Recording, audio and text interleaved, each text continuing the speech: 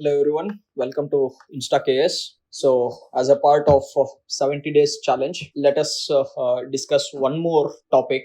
Okay, so through the different approach. Okay, ಅಂದ್ರೆ ಈಗ ಒಂದು ಕ್ವಶನ್ ಅನ್ನ ನಾನು ಇಂಡಿಯನ್ ಜಿಯೋಗ್ರಫಿಯಿಂದ ಪಿಕ್ ಮಾಡ್ಕೊಂಡಿದ್ದೇನೆ ಸೊ ದಟ್ ಭಾರತದಕ್ಕೆ ಸಂಬಂಧಪಟ್ಟಂಗೆ ಅದು ಕ್ವಶನ್ ಕೇಳಿದ್ರತ್ತಂದ್ರೆ ಮತ್ತೆ ಆನ್ಸರ್ ಅನ್ನ ಯಾವ ರೀತಿಯಾಗಿ ಚೇಂಜ್ ಮಾಡಬೇಕು ಅಂತ ಹೇಳಿ ಬಿಕಾಸ್ ನಾವು ಪ್ರೀವಿಯಸ್ ಕ್ಲಾಸ್ ಅಲ್ಲಿ ಡಿಸ್ಕಸ್ ಮಾಡ್ಬೇಕಾದ್ರೆ ಪ್ಲೇಟ್ ಟೆಕ್ಟಾನಿಸಮ್ ರಿಲೇಟೆಡ್ ಆಗಿ ಹೋಗಿದ್ವಿ that is a theoretical. Okay, but individual ಆಗಿ ಈಗ ಭಾರತದ ಭೂಗೋಳಕ್ಕೆ ಸಂಬಂಧಪಟ್ಟಿರುವಂತಹ ಕ್ವಶನ್ಸ್ ಅಲ್ಲಿ ಅದು ನಾವು ನೋಡಿದಾಗ okay just to make sure that how we can compile the answer exam hall ಅಲ್ಲಿ ಇರಬೇಕಾದ್ರೆ ಯಾವ ರೀತಿಯಾಗಿ ನಾವು ಆನ್ಸರ್ ಅನ್ನ ಜನರೇಟ್ ಮಾಡಬೇಕನ್ನೋಂತ ಅಪ್ರೋಚ್ ಅಲ್ಲಿ. So this is one good approach from the insights IS and the team so that take the maximum benefit of it because as per my knowledge is concerned ನಾನು ಹೇಳೋದತ್ತಂದ್ರೆ means writing is all about it's not about the knowledge because if you clear the prelims to an extent you can you are, I mean, if you are clearing the prelims prelims clear ಆಗಿದೆ ಅಂತಂದ್ರೆ already ನಿಮಗೆ ಸ್ವಲ್ಪ ಆದ್ರೂ ಕನಿಷ್ಠ ಜ್ಞಾನ ಇರೋದನ್ನ already prove ಆಗಿಬಿಟ್ಟಿರುತ್ತೆ so that minimum knowledge which ever is required to face these exams it is clear that you have that knowledge mean if you are clearing the prelims so it's about now the question is about ಈ ಇದ್ದಿರೋ knowledge ಅನ್ನ ಜ್ಞಾನ ಏನಿದೆಯಲ್ಲ ನಿಮ್ಗೆ ಇರೋ ಅಂತದನ್ನ ಇದನ್ನ ಬಳಸಿ ನೀವು ಯಾವ ರೀತಿಯಾಗಿ ಆನ್ಸರ್ ಅನ್ನ ಬರೀತೀರಾ because it's a descriptive. Okay, ನೀವು ಟಿಕ್ ಹಾಕೋದದು ಅಂತಲ್ಲ ಆಬ್ಜೆಕ್ಟಿವ್ ವೇ ಒಳಗದು ಬರಲ್ಲ ಇಟ್ ಇಸ್ ನಾವು ಡಿಸ್ಕ್ರಿಪ್ಟಿವ್ ಅಂತ ನಾವು ಕನ್ಸಿಡರ್ ಮಾಡಿದಾಗ ಓಕೆ ಕಂಪೈಲ್ ಮಾಡಿ ಸ್ಟೇಟ್ಮೆಂಟ್ಸ್ ಗಳನ್ನ ಜನರೇಟ್ ಮಾಡೋದಾಗಿರ್ಬಹುದು ಪಾಯಿಂಟ್ಸ್ ಗಳನ್ನ ಕಲೆಕ್ಟ್ ಮಾಡೋದಾಗಿರ್ಬಹುದು ಇದ್ರ ಬೇಸಿಸ್ ಮೇಲೆ ಆನ್ಸರ್ ಅನ್ನ ಯಾವ ರೀತಿಯಾಗಿ ಬರೀತೀರ ಅನ್ನೋದು ಇಂಪಾರ್ಟೆಂಟ್ ಆಗುತ್ತೆ. So representation of the answer ಬರೆಯೋ ರೀತಿ ಆಗಿರುತ್ತೆ. ಓಕೆ, ಮತ್ತೆ ಏನು ಕಂಟೆಂಟ್ ಕವರ್ ಮಾಡ್ತಾ ಇದ್ದಾರೆ because what he is asking ಅವ್ನು ಕೇಳಿರೋದು ಏನಿದೆ ಓಕೆ ಪ್ರಶ್ನೆ ಏನಿದೆ ಮತ್ತೆ ನಿಮ್ಮ ಉತ್ತರ ಏನು ಬಂದಿದೆ both has to be clear. Most of the time often you would have heard this kind of the thing in the question itself half of the answer would be there ಪ್ರಶ್ನೆಯಲ್ಲೇನೆ ಅರ್ಧ ಉತ್ತರ ಇರುತ್ತೆ ಅಂತ ಹೇಳಿ. Okay, so understand what he is asking based on that you will come out with the answer. But ನಾನು discussion ಮಾಡಬೇಕಾದ್ರೆ okay just ಆ question frame ಮಾಡಿದ್ರದ್ದು direct ಆಗೇನೆ ಆನ್ಸರ್ ಅಂತ ಡಿಸ್ಕಸ್ ಮಾಡ್ತಿರಲ್ಲ ಅದರದ ಬ್ಯಾಕ್ ಗ್ರೌಂಡ್ ಏನಿದೆ ಹಿನ್ನೆಲೆ ಏನಿದೆ ಅದು ಆನ್ಸರ್ ಜನರೇಟ್ ಮಾಡಕ್ ನನಗೆ ಏನು ನೆಸೆಸಿಟಿ ಇದೆ ಅದು ಪಾಯಿಂಟ್ಸ್ ಗಳನ್ನ ಎಲ್ಲಿಂದ ತಗೊಂಡ್ ಬರ್ತಾ ಇದ್ದೇನೆ ಓಕೆ ಅದಕ್ಕೆ ತಕ್ಕಂತೆ answer plus any modifications if needed while writing the answer those all the things would be looking after so that ಇದರದ ಇಂಟೆನ್ಷನ್ ಏನಿದೆ ಅಂತಂದ್ರೆ it's not about discussion of the question ಯಾಕಂದ್ರೆ ನಿಮಗೂ ಗೊತ್ತಿರುತ್ತೆ ಈಗ ನಾನು ಏನ್ ಟಾಪಿಕ್ ಡಿಸ್ಕಸ್ ಮಾಡೋಣ you will be having that knowledge only thing is what I am going to discuss is regarding the how better you will come out with the answer compare to the other aspirants that's what is important. So ಈಗ 12ಕ್ಕೆ 6 marks ಸಿಗುವಂತ ಜಾಗದಲ್ಲೇ ನನಗೆ 8 ಸಿಗ್ತಾ ಇರುವಂತದ್ದು approach ಅಲ್ಲಿ ಒಂದು ಸ್ವಲ್ಪ ಬರೆಯೋ ರೀತಿಯಲ್ಲಿ ಚೇಂಜ್ ಮಾಡೋದಂದ್ರೆ instead of getting 6 mark there is a possibility I will get 8 marks ಅಂತಂದ್ರೆ ಒಂದು ಕ್ವಶನ್ 2 ಮಾರ್ಕ್ಸ್ ಡಿಫರೆನ್ಸ್ ಮಾಡುತ್ತಂದ್ರೆ just by changing the approach then that's a great score because 1 GS if you have 20 question so 2 mark each 40 marks ಇಲ್ಲೇ ನಿಮಗೆ ಈಸಿಯಾಗಿ difference ಮಾಡಕ್ start ಆಗುತ್ತೆ. So make sure that you are scoring more than average score 50% ಕಿಂತ ಹೆಚ್ಚು marks ಅನ್ನ ಯಾವ ರೀತಿಯಾಗಿ ಗೇನ್ ಮಾಡ್ಬೇಕಂತ ಅನ್ನೋದನ್ನೇ ಕಾನ್ಸಂಟ್ರೇಟ್ ಮಾಡಕ್ ಟ್ರೈ ಮಾಡಿ. So for that your answer has to be better than others answer. ಮತ್ತೊಬ್ಬರ ಆನ್ಸರ್ ಕಂಪೇರ್ ಮಾಡಿದಾಗ ನಿಮ್ಮ ಆನ್ಸರ್ ಒಳಗೆ ಏನ್ ಎಕ್ಸ್ಟ್ರಾ ಪಾಯಿಂಟ್ ಇದಾವೆ ಎಷ್ಟು ಬೆಟರ್ ವೇ ಒಳಗೆ ಕವರ್ ಮಾಡಿರ್ತೀರ ಅನ್ನೋದು ಇದ್ರ ಮೇಲೇನೆ ನಿಮ್ಮ ಆನ್ಸರ್ ವೇಟೇಜ್ ಎಷ್ಟಿದೆ ಅಂತ ಅನ್ನೋದು ಡಿಸೈಡ್ ಆಗುತ್ತೆ. So make sure that you are having that wide knowledge regarding the topics and ability to interconnect the things. ಓದಿರುವಂತದ್ದನ್ನ ಓದದೇ ಇರುವಂತ ಆಸ್ಪೆಕ್ಟ್ ಯಾವ ರೀತಿಯಾಗಿ ಕನೆಕ್ಟ್ ಮಾಡಿ ಆನ್ಸರ್ ಅನ್ನ ಎಕ್ಸಾಮ್ ಅಲ್ಲಿ ಬರೀತಿರತ್ತ ಅನ್ನೋದು ಇಂಪಾರ್ಟೆಂಟ್ ಆಗುತ್ತೆ. And one more clarification I would like to give over here itself is regarding the time management and managing the word limits. Make sure that be restricted sticking to the word limits ಪದಗಳದ್ದು ಮಿತಿ ಏನಿದೆ ಇದನ್ನ plus time management ಅನ್ನ ಸಾಧ್ಯ ಆದಷ್ಟು practice ಮಾಡಕ್ try ಮಾಡಿ. When you are going through exam hall ಅಲ್ಲೇ ಇದನ್ನ ಮಾಡ್ತಿರತ್ತ ಅನ್ನಕ್ಕಾಗಲ್ಲ you need to practice a lot. Okay, because means is all about that practical approach. ನೀವು ಪ್ರಾಕ್ಟೀಸ್ ಮಾಡೋದ್ರವರೆಗೂ ಆನ್ಸರ್ ರೈಟಿಂಗ್ ನಿಮಗದು ಅಪ್ರೋಚ್ ಅಲ್ಲಿ ಸಿಗಲ್ಲ. ಈಗ ನಾನು ನಿಮ್ಗೆ ಸೈಕ್ಲಿಂಗ್ ಹೆಂಗ್ ಮಾಡಬೇಕು ಬೈಸಿಕಲ್ ರೈಡ್ ಮಾಡೋದು ಹೆಂಗ ಅಂತ ಹೇಳಿ 3 ಅವರ್ದ ಥಿಯರಿ ಹೇಳ್ತಿದ್ದೀನಿ ಅಂತಂದ್ರೆ ವರ್ಕೌಟ್ ಆಗಲ್ಲ. ನೀವು ಸೈಕಲ್ ಹೊಡಿಯೋಕೆ ಕಲಿಬೇಕಂತಂದ್ರೆ you have to enter, you have to move into the ground and try to ride. You may fall, 1 ಸತಿ ಬೀಳ್ಬೋದು, 2 ಸತಿ ಬೀಳ್ಬೋದು, 3 ಸತಿ ಬೀಳ್ಬೋದು, ಬಟ್ ನೀವು ಹೊಡಿಯೋವರೆಗೂ ನಿಮ್ಗೆ ಅದು ಕಲಿಯಕ್ ಆಗಲ್ಲ ಅಂತ ಬರುತ್ತೆ. ಸೊ ಯಾರೋ ಹೇಳಿದ್ರ ಮೇಲೆ ಆನ್ಸರ್ ಹಿಂಗ್ ಬರಿಬೇಕಂತ ಸರ್ ಹೇಳಿದ್ರು, ಅದ್ರ ಮೇಲೆ ನಾ ಬರಿತೀನಿ ಅಂತಂದ್ರು ನಿಮ್ಗೆ ಎಕ್ಸಾಮ್ ಹಾಲ್ ಒಳಗೆ ಆನ್ಸರ್ ಬರೆಯಕ್ ಆಗಲ್ಲ. ಅದಕ್ಕೆ ಇರೋದು ಒಂದೇ ಏನಂತಂದ್ರೆ you have to practise well in advance. ಮೊದಲೇ ಅದನ್ನ ಪ್ರಾಕ್ಟೀಸ್ ಮಾಡ್ಬೇಕಾಗತ್ತೆ, ಅವಾಗಲೇ ಎಕ್ಸಾಮ್ ಅಲ್ಲಿ ಈಸಿ ಆಗುತ್ತೆ. ಸೊ ಅದಕ್ಕೆ ನೋಡಿ ದಿನಕ್ಕೆ ಕನಿಷ್ಠ ಆದ್ರೂ 1-3 ಕ್ವಶನ್ಗಾದ್ರೂ ಆನ್ಸರ್ ಅನ್ನ ಬರೆಯೋದಕ್ಕೆ ಪ್ರಾಕ್ಟೀಸ್ ಮಾಡಿ, so that you will get acquainted with the approach. Anyway, so ಈ ಇಂಡಸ್ಟ್ರೀಸ್ಗೆ ಸಂಬಂಧಪಟ್ಟಿರುವಂತ ಆಸ್ಪೆಕ್ಟ್ ಅಲ್ಲೇ ಓಕೆ, ಇಂಡಸ್ಟ್ರಿಯಲ್ ರೀಜನ್ಸ್ ರಿಲೇಟೆಡ್ ಆಗಿ ಬ್ರಾಡರ್ ವೇ ಒಳಗಿದೆ, ಬಟ್ ಇಂಡಿವಿಜುವಲ್ ಆಗಿನೂ ಅದು ಕ್ವಶನ್ ಯಾವ ರೀತಿಯಾಗಿ ಫ್ರೇಮ್ ಮಾಡಬಹುದು ಅಂತ ಅನ್ನೋದು. Okay, this is one more UPSC question, but a good question, so that I picked it for discussion. So question ಏನ್ ಕೇಳ್ತಿದ್ದಾನಂತಂದ್ರೆ, do you agree that there is a growing trend of opening new sugar industries or sugar mills in the southern states of India? Discuss with justification ಅಂತ ಕೇಳ್ತಿದ್ದಾನೆ. Okay, ಭಾರತದ ದಕ್ಷಿಣದ ರಾಜ್ಯಗಳಲ್ಲಿ ಹೊಸ ಸಕ್ಕರೆ ಕಾರ್ಖಾನೆಗಳನ್ನ ತೆರೆಯುವ ಪ್ರವೃತ್ತಿ ಹೆಚ್ಚುತ್ತಾ ಇದೆ. ಓಕೆ, ಇದನ್ನ ನೀವು ಒಪ್ಪುತ್ತೀರಾ ಅಂತ ಕೇಳ್ತಿದ್ದಾನೆ, ಸಮರ್ಥನೆಯನ್ನ ನೀಡಿ ಅಂತ ಕೇಳ್ತಿದ್ದಾನೆ. Okay, so when he is saying about, he is asking specifically regarding the sugar industries on industrial location ಮೇಲೆನೆ ಕೇಳ್ತಿದ್ದಾನೆ. ಓಕೆ, ಸ್ಥಾನೀಕರಣದ ಮೇಲೆನೆ ಕ್ವಶನ್ ಕೇಳ್ತಿದ್ದಾನೆ, ಬಟ್ ಯಾವ್ದಕ್ಕೆ ಕೇಳ್ತಿದ್ದಾನೆ? ಸಕ್ಕರೆ ಕೈಗಾರಿಕೆಗಳಿಗೆ ಕೇಳ್ತಿದ್ದಾನೆ. ಸ್ಪೆಸಿಫಿಕ್ ಆಗಿ ಸಕ್ಕರೆ ಕೈಗಾರಿಕೆಗಳ ಮೇಲೆ ಹೋಗ್ತಿದ್ದಾನೆ. ಸೊ ಈಗ ನೋಡಿ, ನಾನು ಇಲ್ಲೇನ್ ಕೊಟ್ಟಿದ್ದೆ, ಟಾಪಿಕ್ ಅಲ್ಲಿ ಏನ್ ತಗೊಂಡಿದ್ದೆ, ಇಂಡಸ್ಟ್ರಿಯಲ್ ರೀಜನ್ಸ್ ಆಫ್ ಇಂಡಿಯಾ ಅಂತ ಹೇಳಿ ಈ ರೀತಿಯಾಗಿ ಮೆನ್ಷನ್ ಮಾಡಿದೆ. ಓಕೆ, ಅವ್ನು ಒಂದು ಕ್ವಶನ್ ಕೇಳಬಹುದು, ಕೈಗಾರಿಕೆಗಳ ಮೇಲೆ, ಕೈಗಾರಿಕೆಗಳ ಸ್ಥಾನೀಕರಣದ ಮೇಲೆ, ಸ್ಥಾನೀಕರಣದ ಮೇಲೆ ಪ್ರಭಾವ ಬೀರುವ ಅಂಶಗಳು ಯಾವುವು ಅಂತ ಹೇಳಿ ಒಂದು ಕ್ವಶನ್ ಫ್ರೇಮ್ ಮಾಡಬಹುದು all together. Factors influencing citing factors of the industries. Okay, ಒಂದು ನಿರ್ದಿಷ್ಟ ಪ್ರದೇಶದಲ್ಲೇನೆ ಕೈಗಾರಿಕೆಗಳ ರಚನೆ ಬರೋದು ಎದಕ್ಕೆ ಅಂತ ಅನ್ನೋದು ಇದೇ ಒಂದು ಕ್ವಶನ್ ಆಗಿ ಜನರೇಟ್ ಆಗ್ಬಹುದು. ಓಕೆ, ಇದು ಒಂದೇ ಪಾಸಿಬಿಲಿಟಿ.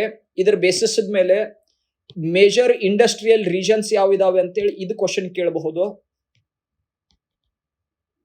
ಪ್ರಮುಖ ಕೈಗಾರಿಕಾ ಪ್ರದೇಶಗಳು ಯಾವಿದಾವೆ ಭಾರತದ್ದು, 8 ಪ್ರಮುಖ ಕೈಗಾರಿಕಾ ಪ್ರದೇಶಗಳು ಬರುತ್ತೆ, that is major industrial region. ಇಲ್ಲತ್ತಂದ್ರೆ ಇದೇ ಆಸ್ಪೆಕ್ಟ್ ಅನ್ನ ಇಂಡಿವಿಜುವಲ್ ಇಂಡಸ್ಟ್ರೀಸ್ ಕೇಳ್ತಾನೆ. That is the third possibility. Individual industries, say for example, ಈಗ ನಾ ಕ್ವಶನ್ ಫ್ರೇಮ್ ಮಾಡಿದ್ ಶುಗರ್ ಇಂಡಸ್ಟ್ರಿ ಐಡಿಯಾ ಬರಲಿ ಅಂತ ಈ ರೀತಿ ಕೊಟ್ಟಿದ್ದಾನೆ. Same thing he may ask regarding cotton industries ಕೇಳಬಹುದು, ಐರನ್ ಅಂಡ್ ಸ್ಟೀಲ್ ಇಂಡಸ್ಟ್ರಿ ಕೇಳಬಹುದು, ಅಲ್ಯೂಮಿನಿಯಂ ಇಂಡಸ್ಟ್ರೀಸ್ ಕೇಳಬಹುದು, ಸಿಮೆಂಟ್ ಇಂಡಸ್ಟ್ರೀಸ್ ಕೇಳಿರಬಹುದು. It could be anything.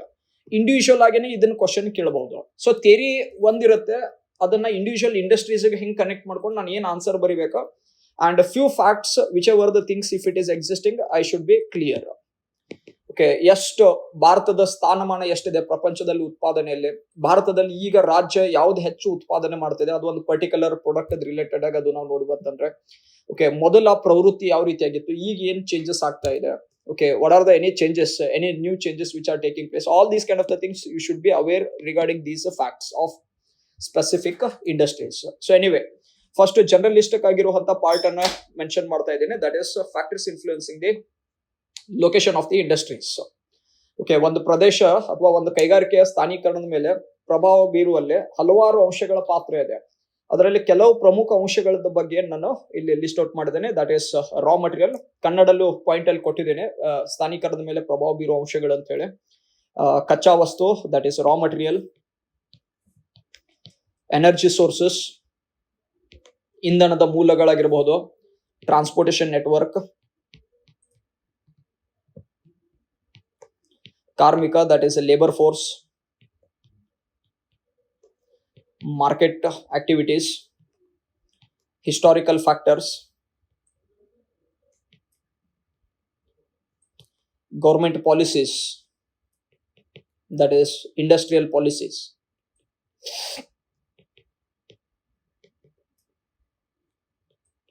Industrial policies, even they influence setting up of the industries. So ಯಾವ ರೀತಿಯಾಗಿ ಪ್ರಭಾವ ಬೀರುತ್ತೆ ಒಂದೊಂದನ್ನೇ mention ಮಾಡ್ತಾ ಹೋಗೋಣ. ಇದನ್ನೇ ಈಗ ಶುಗರ್ ಇಂಡಸ್ಟ್ರೀಸ್ಗೆ ಹೆಂಗ್ ಕನೆಕ್ಟ್ ಮಾಡ್ಕೋಬೇಕಂತ ಅನ್ನೋದು ಅಲ್ಲೇ ಸೈಮಲ್ಟೇನಿಯಸ್ ಆಗಿ ಡಿಸ್ಕಸ್ ಮಾಡ್ತಾ ಹೋದ್ವಿ ಅಂತಂದ್ರೆ will understand it much clearly. So ಈಗ raw material among the siting factor ಅಂಶಗಳಲ್ಲಿ ನಾವು ನೋಡಿದಾಗ among the factors it is one of the most important factor. ಕಚ್ಚಾ ವಸ್ತು ಅಂತ ಹೇಳ್ತೇವೆ. ಈ ಕಚ್ಚಾ ವಸ್ತು ಅಲ್ಲಿ ಎರಡು ರೀತಿಯ ಕಚ್ಚಾ ವಸ್ತು ಇರುತ್ತೆ. ಒಂದು ತೂಕ ಕಳೆದುಕೊಳ್ಳೋ ಕಚ್ಚಾ ವಸ್ತು ಅಂತ ಹೇಳ್ತೇವೆ, that is weight losing raw material, and another raw material we call it as non weight losing raw material. Okay, so ತೂಕ ಕಳೆದುಕೊಳ್ಳೋ ಕಚ್ಚಾ ವಸ್ತು ಅಂತಂದಾಗ ಈ ಇಂಡಸ್ಟ್ರಿಯಲ್ ಪ್ರೊಸೆಸ್, ಸೊ ಏನಿದೆ ನೋಡಿ, ಇದು ಒಂದು ರಾ ಮಟೀರಿಯಲ್ ಕಚ್ಚಾ ವಸ್ತು ಇದೆ ಅಂತ ತಗೊಳ್ಳ. ಈ ರಾ ಮಟೀರಿಯಲ್ ಅನ್ನ ನಾನು ಇಂಡಸ್ಟ್ರಿ ಒಳಗೆ ಕಾರ್ಖಾನೆ ಒಳಗೆ ಬಳಸಿ ಒಂದು ವಸ್ತುವನ್ನ ಉತ್ಪಾದನೆ ಮಾಡ್ತಿದ್ದೇನೆ. So I will call it as a final product. Final product, ಅಂತಿಮ ಸರಕು ಅಥವಾ ಸಿದ್ಧ ವಸ್ತು ಅಂತ ಹೇಳ್ತೇನೆ. ಸಿದ್ಧ ವಸ್ತು, ಇದು ಕಚ್ಚಾ ವಸ್ತು. ಓಕೆ, ಈ ಕಚ್ಚಾ ವಸ್ತುವಿನಿಂದ ಸಿದ್ಧ ವಸ್ತು ಹೋಗುವಂತ ಹಂತದ ಒಳಗೆ ತೂಕದಲ್ಲೇ ಏನಾದ್ರೂ ವ್ಯತ್ಯಾಸ ಆಗಿತ್ತಂದ್ರೆ, ತೂಕದಲ್ಲಿ ಕಡಿಮೆ ಆಗಿತ್ತಂದ್ರೆ ಅದು ತೂಕ ಕಳೆದುಕೊಳ್ಳೋ ಕಚ್ಚಾ ವಸ್ತು. ತೂಕದಲ್ಲಿ ಹೆಚ್ಚಿನ ಬದಲಾವಣೆ ಆಗದೆ ಅದೇ ರೀತಿ ಒಳಗಿತ್ತಂದ್ರೆ ಅದು ತೂಕ ಕಳೆದುಕೊಳ್ಳದ ಕಚ್ಚಾ ವಸ್ತು. ಬೋತ್ ಹ್ಯಾಸ್ ಬಿನ್ ಮೆನ್ಷನ್ಡ್, ತೂಕ ಕಳೆದುಕೊಳ್ಳುವ ಮತ್ತು ತೂಕ ಕಳೆದುಕೊಳ್ಳದ, that is weight losing and non weight losing raw material ಅಂತ ಹೇಳ್ತೇವೆ. So there are few raw material which loses the weight while going through the industrial process, and there are certain raw material which doesn't lose major weight. Okay, ಯಾವಾಗೂ 100% ಇದಕ್ಕಿದ್ದಂಗೆ ಬರುತ್ತಂತಲ್ಲ, minor wastage ಅಂತೂ ಇದ್ದಿರುತ್ತೆ, but that is negligible ಅಂತ ಅನ್ನೋ meaning ಅಲ್ಲಿ ಇರುತ್ತೆ. ಅದಕ್ಕೆ non weight losing raw material ಅಂತ ಹೇಳಿ ಈ ರೀತಿಯಾಗಿ ಮೆನ್ಷನ್ ಮಾಡ್ತಾನೆ. Okay, say for example book ಅಲ್ಲಿ ಕೊಟ್ಟಿರೋದನ್ನೇ ಮೆನ್ಷನ್ ಮಾಡಿ, so that it is better example, you will understand it very clearly. Aluminium ಅನ್ನ ಉತ್ಪಾದನೆ ಮಾಡಬೇಕಾದ್ರೆ ನನಗೆ ಅದರ ಅದಿರಿರೋದು bauxite. Okay, so it is said that 6 ton of bauxite is needed to produce 1 ton of aluminum. Just imagine the equation. Okay, 1 ton aluminium ಅನ್ನ ಉತ್ಪಾದನೆ ಮಾಡಬೇಕಾದ್ರೆ 6 ton bauxite ಇರುತ್ತೆ ಅಂತ ಹೇಳ್ತಾರೆ. ಅಂದ್ರೆ ಉಳಿದಿರೋ 5 ಟನ್ ಏನಿದೆ, remaining 5 ton is waste material. Waste material ಅನ್ನ ನಾನು ತೆಗೆದು ಹಾಕ್ತಿದ್ದೀನಿ ಅಂತಂದ್ರೆ, ಕಚ್ಚಾ ವಸ್ತು 6 ಟನ್ ಇದೆ, ಸಿದ್ಧ ವಸ್ತು 1 ಟನ್ ಇದೆ ಅಂತಂದ್ರೆ ನನಗೆ ಟ್ರಾನ್ಸ್ಪೋರ್ಟೇಷನ್ ಕಾಸ್ಟ್ ಅನ್ನ ರೆಡ್ಯೂಸ್ ಮಾಡ್ಬೇಕಂತಂದ್ರೆ, ಓಕೆ, 1 ಟನ್ ಅನ್ನ ಸಾಗಾಣಿಕೆ ಮಾಡೋದ್ರಲ್ಲಿ ಹೆಚ್ಚು ಲಾಭದಾಯಕವಾಗಿದೆ rather than transporting the 6 ton of bauxite. So ಈ ಕಂಟೆಕ್ಸ್ಟ್ ಅಲ್ಲಿ ನಾನು ನೋಡಿದೆ ಅಂತಂದ್ರೆ, ಓಕೆ, ಇದು ರಾ ಮಟೀರಿಯಲ್ ಎಲ್ಲಿರುತ್ತೆ ಅಲ್ಲೇ ನಾನು ಇಂಡಸ್ಟ್ರಿಯನ್ನ ಸೆಟ್ ಮಾಡ್ಬೇಕಂತ ಹೇಳ್ತಾರೆ. ಸೊ ದಟ್ ಶಾರ್ಟರ್ ಡಿಸ್ಟೆನ್ಸ್ ಒಳಗೆ, ಈಗ ಸುತ್ತಮುತ್ತ ಭಾಗದ ಒಳಗೆ ನನಗೆ ಬಾಕ್ಸೈಟ್ ಸಿಗುತ್ತಂದ್ರೆ ಇಮಿಡಿಯೇಟ್ ಆಗಿ ಅದೇ ಭಾಗದ ಒಳಗೆ ತಗೊಂಡು ಅದನ್ನ ಪ್ರೊಸೆಸ್ ಮಾಡಿ ಅಲ್ಯೂಮಿನಿಯಂ ಪ್ರೊಡ್ಯೂಸ್ ಮಾಡ್ತೇನೆ, ಅಲ್ಯೂಮಿನಿಯಂ ಅನ್ನ ಬೇರೆ ಕಡೆ ತಗೊಂಡು ಹೋಗ್ತೀನಿ. This is one possibility. ಇಲ್ಲತ್ತಂದ್ರೆ ಬಾಕ್ಸೈಟ್ ಅನ್ನ ಇಲ್ಲಿವರೆಗೂ ತರ್ತೀನಿ, ಇಲ್ಲಿ ಇಂಡಸ್ಟ್ರಿ ಸೆಟ್ ಮಾಡ್ತೀನಿ, 6 ಟನ್ ಟ್ರಾನ್ಸ್ಪೋರ್ಟ್ ಮಾಡಿ ಅಲ್ಲಿಂದ 1 ಟನ್ ಅಲ್ಯೂಮಿನಿಯಂ ಪ್ರೊಡ್ಯೂಸ್ ಮಾಡ್ತೇನೆ, that is second possibility. So second possibility ಏನಿದೆ, ನಿಮ್ಮದು ಟ್ರಾನ್ಸ್ಪೋರ್ಟೇಷನ್ ಕಾಸ್ಟ್ ಏನಾಗುತ್ತೆ, ಇನ್ಕ್ರೀಸ್ ಆಗುತ್ತೆ. So eliminate that. Obviously first method better ಅಂತ ಅನ್ನೋ ಅಪ್ರೋಚ್ ಅಲ್ಲಿ ಬರುತ್ತೆ. ಸೊ ಅದಕ್ಕೆ ಇಂಥ ಕೈಗಾರಿಕೆಗಳಿಗೆ ನಾವು ರಾ ಮಟೀರಿಯಲ್ ಓರಿಯೆಂಟೆಡ್ ಇಂಡಸ್ಟ್ರೀಸ್ ಅಂತ ಹೇಳ್ತೇವೆ. ಓಕೆ, ದಟ್ ಈಸ್ ಕಚ್ಚಾ ವಸ್ತು ಕೇಂದ್ರಿತ ಕೈಗಾರಿಕೆಗಳು. ಐರನ್ ಅಂಡ್ ಸ್ಟೀಲ್ ಇಂಡಸ್ಟ್ರೀಸ್ ಆಗಿರ್ಬೋದು, ಕಬ್ಬಿನ ಮತ್ತು ಉಕ್ಕಿನ ಕೈಗಾರಿಕೆಗಳು, ಅಲ್ಯೂಮಿನಿಯಂ ಕೈಗಾರಿಕೆಗಳಾಗಿರಬಹುದು. Okay, and here question frame ಮಾಡಿದೇನಲ್ಲ ಅದ್ರ ಒಳಗೆ ಇರುವಂತಹದ್ದು ದಟ್ ಈಸ್ ಶುಗರ್ ಇಂಡಸ್ಟ್ರೀಸ್ ಒಳಗೆ ರಾ ಮಟೀರಿಯಲ್ ಏನಿದೆ, ಕಬ್ಬು ಅಂತ ಏನ್ ಹೇಳ್ತೇವೆ, ದಟ್ ಈಸ್ ಶುಗರ್ ಕೇನ್ ಇದೆ, that is weight losing raw material. ಯಾವ ರೀತಿಯಾಗಿದೆ ನೋಡಿ. ಸೊ ಕಬ್ಬಲ್ಲೇ ಓಕೆ, ಶುಗರ್ ಕೇನ್ ಒಳಗೆ ಅದರದ ಕ್ವಾಲಿಟಿ ಡಿಸೈಡ್ ಆಗೋದು ಅದ್ರ ಒಳಗಿರುವಂತ ಸುಕ್ರೋಸ್ ಕಂಟೆಂಟ್ ಮೇಲೆ. ಸುಕ್ರೋಸ್ ಕಂಟೆಂಟ್, ಸಕ್ಕರೆ ಅಂಶ ಅಂತ ಹೇಳ್ತೇವೆ. ಸೊ ಸಕ್ಕರೆಯ ಅಂಶ ಎಷ್ಟು ಹೆಚ್ಚಿರುತ್ತೆ, ಸಕ್ಕರೆ ಉತ್ಪಾದನೆ ಹೆಚ್ಚಾಗುತ್ತೆ, ಹೆಚ್ಚು ಲಾಭ ಬರುತ್ತೆ ಅನ್ನೋಂತ ಮೀನಿಂಗ್ ಇದೆ. ಸೊ ಸುಕ್ರೋಸ್ ಕಂಟೆಂಟ್ ಎಷ್ಟಿರುತ್ತೆ ಕಬ್ಬದ್ದು ಒಳಗದು ಅಂತ ನಾವು ನೋಡಿದಾಗ ಯೂಶುವಲಿ 10 to 12% ಇರುತ್ತೆ. That's the sucrose content. ಆದ್ರೆ ಇದರದ್ದು ಫಾರ್ಮುಲಾ ಏನ್ ಹೇಳುತ್ತೆ ನೋಡಿ. ಓಕೆ, ನೀವು ರಫ್ಲಿ ಒಂದು 10 ಟನ್ ಶುಗರ್ ಕೇನ್ ಅನ್ನ ಕ್ರಶ್ ಮಾಡಿ ಹಾಲನ್ನ ಸಪರೇಟ್ ಮಾಡಿ ಅದನ್ನ ಬಾಯ್ಲ್ ಮಾಡಿ ಸಕ್ಕರೆನ ಉತ್ಪಾದನೆ ಮಾಡ್ತಿದ್ರಿ ಅಂತಂದ್ರೆ roughly you will get 1 ton of sugar. 1 ton of sugar. Okay, so 10 ton ಕಬ್ಬನ್ನ ಅರದ ಕಾರ್ಖಾನೆ ಒಳಗೆ ನಾನು ಸಕ್ಕರೆ ಉತ್ಪಾದನೆ ಮಾಡ್ತೇನೆ ಅಂದ್ರೆ ಉತ್ಪನ್ನ ಎಷ್ಟು ಸಿಗ್ತಾ ಇದೆ ನನಗೆ ಸಕ್ಕರೆ ಅಂತಂದ್ರೆ ಕೇವಲ 1 ಟನ್ ಅಷ್ಟೇ ಸಿಗ್ತಾ ಇದೆ. ಅಂದ್ರೆ ಉಳಿದಿರೋ 9 ಟನ್ ವೇಸ್ಟ್ ಆಗುವಂತ ರಚನೆ ಒಳಗಿರುತ್ತೆ. ಸೊ ಈಗ ಸಕ್ಕರೆ ಕೈಗಾರಿಕೆ ಎಲ್ಲಿ ಬರ್ಬೇಕಂತಂದ್ರೆ ಎಲ್ಲಿ ಕಬ್ಬನ್ನ ಹೆಚ್ಚು ಬೆಳಿತೀವಿ ಅಲ್ಲೇ ಸಕ್ಕರೆ ಕೈಗಾರಿಕೆ ಬರ್ಬೇಕಂದಂಗದ್ದು ರಚನೆ ಒಳಗೆ ಬಂತು. Because it is clearly weight losing raw material. And the second raw material ಅಂತ ನಾವು ನೋಡಿವತ್ತಂದ್ರೆ that is non weight losing ಅಂತ ಹೇಳ್ತೀವಿ. ಇಂಡಸ್ಟ್ರಿಯಲ್ ಪ್ರೊಸೆಸ್ ಅಲ್ಲಿ ಹೋಗ್ಬೇಕಾದ್ರೆ ಇದು ಹೆಚ್ಚು ತೂಕವನ್ನ ಕಳ್ಕೊಳ್ಳಲ್ಲ. That's what we call it as. Example, we can take it as cotton industries. Okay, cotton industry, in the industrial process it does not lose any major weight. We can say cotton industry ಒಳಗೆ 5 category ಬರುತ್ತೆ. That is what we call a ginning, carding, threading,